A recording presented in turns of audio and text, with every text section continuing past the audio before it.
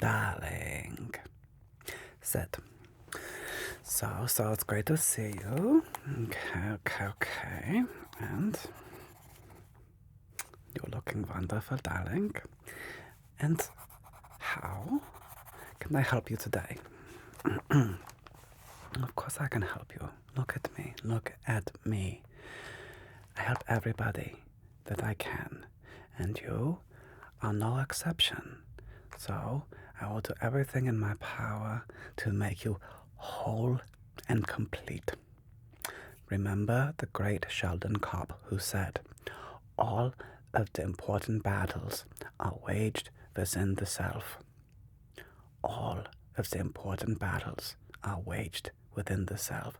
I therefore cannot heal you, but you can heal yourself, darling. Okay, so are you relaxed? Not yet? Okay, let's do this. Sit up straight. Okay, put your feet in front of you. Uncross your arms. Good. Now, look at me. Thank you. And open your body so there's nothing that is constricting you. So, I want you to take a nice deep breath with me, darling.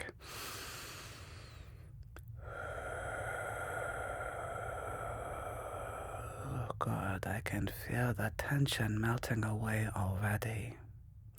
I feel us in a state of deep, complete bliss, welcoming, enveloping, being who you are, darling. For the great and powerful inner God that you are sitting before me, you must embrace that part of you, that essence of you. You're doing great. Now, continue, please. Focus on your breathing. Notice it. Notice it. Okay. And now I want you to get present to the space we're in. You can take a look around if you like. Notice it. Observe it. Notice how it makes you feel or not feel. Notice it. Notice your breathing. Good. Notice that you might have other thoughts that enter your mind. And when you are here with me, look at me. When you are here with me, you are going to put all of your outside world problems and you're going to leave them outside the door. In here with you and me, darling. We, in this moment, are all that matters.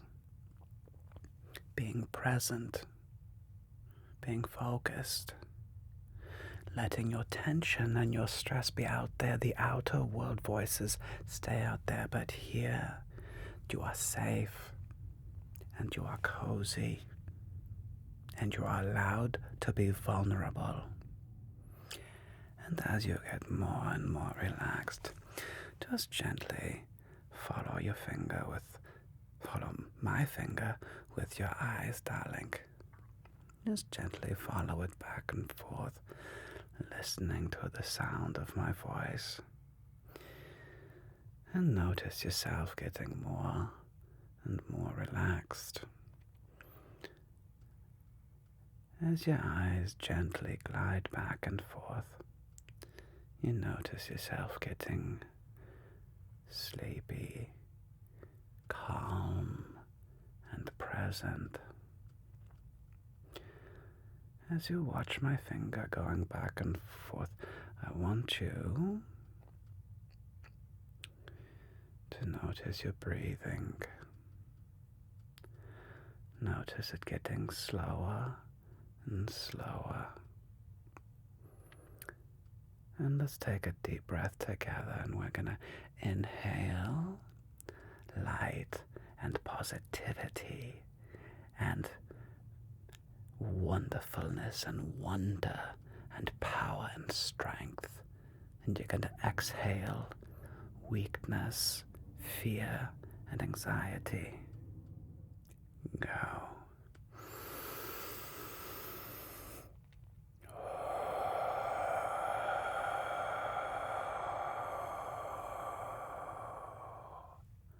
Again, darling.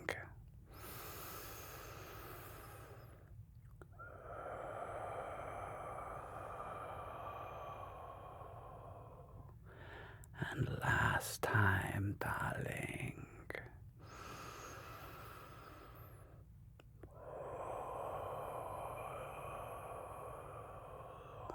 Good. Very good job. Notice how you feel. Grounded, relaxed, safe. Of course, I would never hurt you. No. You're safe. And where you and I can be our true, authentic selves.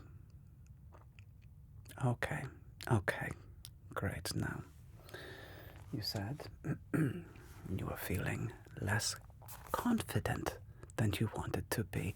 You wanted to work on your self-confidence. Is that correct? Good. Now, as I said earlier, all of the what? That's right, the important battles are waged within the self. Okay? So, you feel like you're suffering from a lack of self-confidence. Okay. And when did you notice this begin? Kind of always, I understand, since you were a child. Is there a time when you remember feeling very confident? Perhaps there was a moment in your life when something happened where it was a pivotal moment, and before you had confidence, and then after you had none. Is there a time when you can remember a moment like this happening where before you had full self-expression? It was so funny. Recently, I was visiting with some family, and I have nieces, and we had a game. We had the family together, and we did the karaoke. And these little girls, you could not pry the microphone out of their hands. They were fully self-expressed. There was nothing in them that said, I should not be the star of this moment. And you know what I thought? I thought it was beautiful, darling. Here they were, just being fully self-expressed. And I know that you can too. So was there maybe a moment when you were 8, 6, 10 years old when you felt shame about who you were or who you were being? It can be hard to come up with an exact moment. It's okay. I don't want to get too bogged down in that. But just know that there was a time when you did not feel shame about who you were.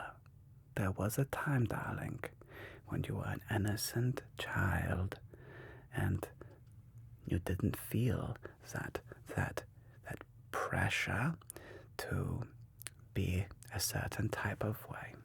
Okay? Now, you don't currently feel that way, do you? No. And that's okay. Now, there are some people, and maybe you've met them, who seem to have blind self-confidence. They seem to just, for reasons unexplained, to completely believe in themselves. And I want you to know that you can experience at least some of that. And I mean, I'm not trying to be mean, darling. I mean, most of us don't have the experience of extreme self-confidence where your choices are the right choices and you don't doubt them. That is a superpower. Some people have that, most of us do not. However, you can become more confident. I know it. So, one of the first key steps in being confident, and this is very difficult, but I know you can do it. Look at me. I want you to give up looking good. I'll say that again. I want you to give up looking good, trying to be impressive. Look at me. Look at me. Let that go. You don't need to look good. One thing that great, confident people have is they're not concerned with what the other people truly think. Because they know, like you know, that deep down, you cannot make everybody happy, darling. Look at me. You can't. I can't. You can't. Nobody can make everybody happy. It does not matter who you are. You could be a puppy dog, a fuzzy little Labrador puppy, and there is some person on the planet Earth who will not like it. It doesn't matter, darling. So look at me. Give up looking good. Can you do that? The neat flip side is that if and when you can truly give up looking good, something strange happens. A bit of a miracle happens. You will start looking better to the people around you. I know. It's like emotional jujitsu. It's like a superpower. The more you let go of looking good and being impressive, the more and more people will find you attractive and impressive. It's very strange. I know. And here is another very important part of feeling self-confident. You have to fake it till you make it, darling. I mean that. One of the things you may have noticed, I don't know everything about you yet, but one of the things you may have noticed as you've gotten a bit older is that you may have noticed that many people around you who are supposed to be in charge and adults and in control have no idea what they're doing, darling. Have you noticed? Many of the people that you thought were in control and doing the leading, as you get older, you realize everybody is winging it.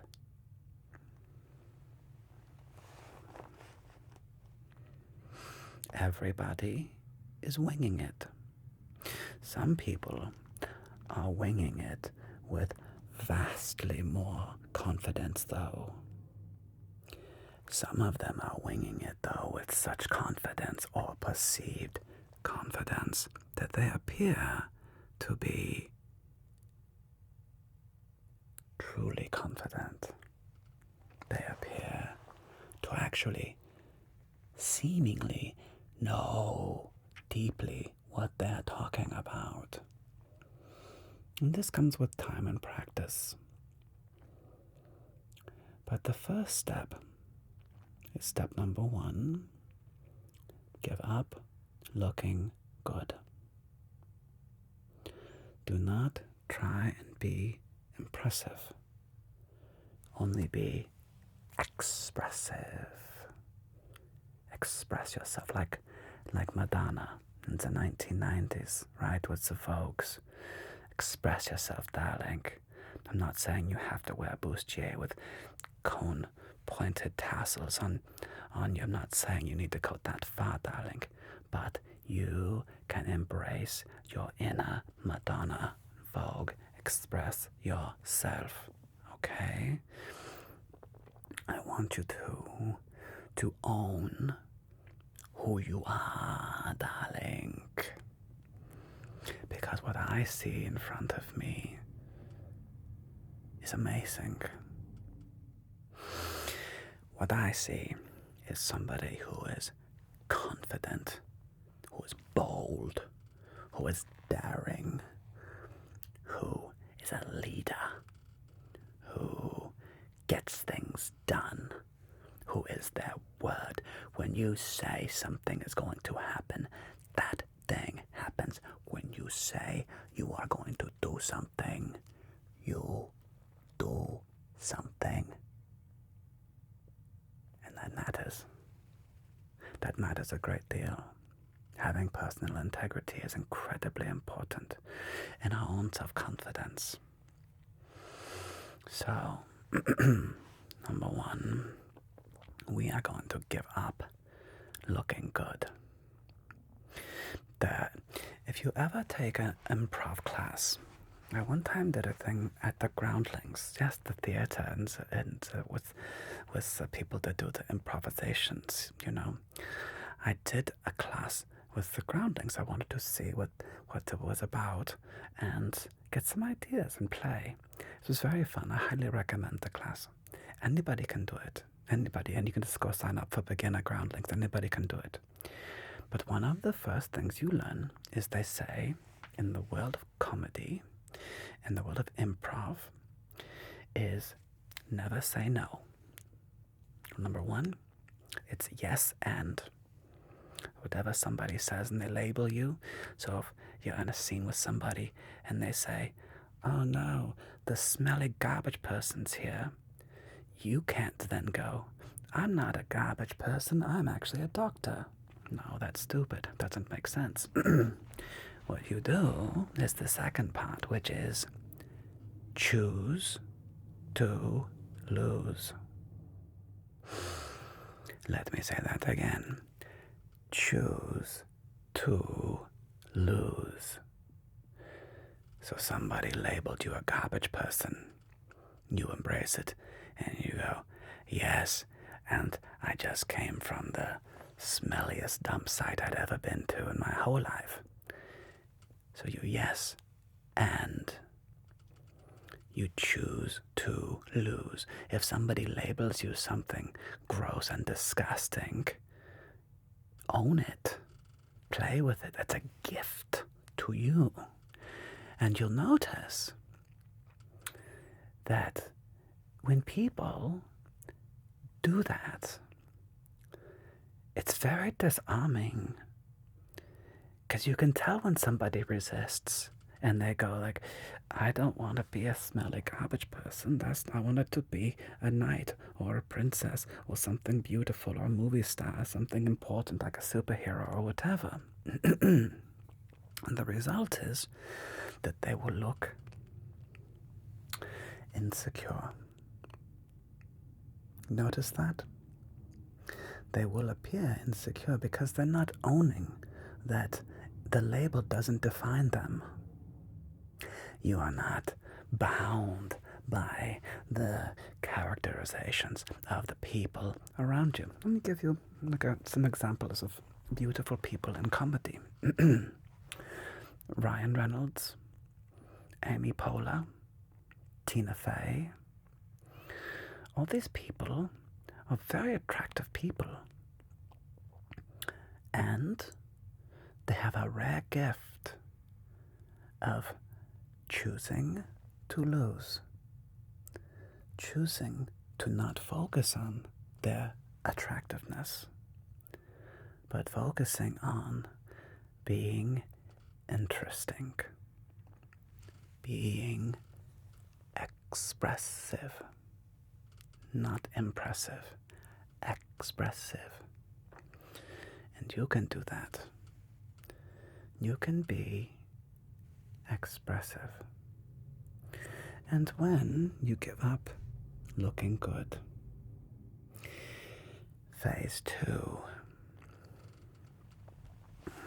after you've given up looking good, is to be interested in them and somebody else. Put your focus on the people in front of you, not about you. Be curious about who they are, what their needs might be, what their wants might be. And you'll quickly notice that many, many people are walking around very, very insecure. And if you notice people, you start really observing them from a place not of you trying to look good, but of how can you help somebody else feel good about themselves. You will quickly start to notice little tics, little ways of hiding that people do.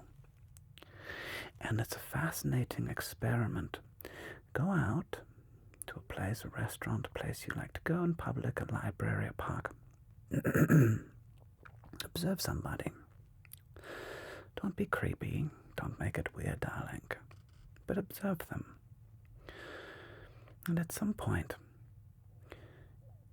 you can walk up to them and pay them an authentic compliment with no in order to, with no expectation of reciprocity, with no, you're not doing it to get something from them.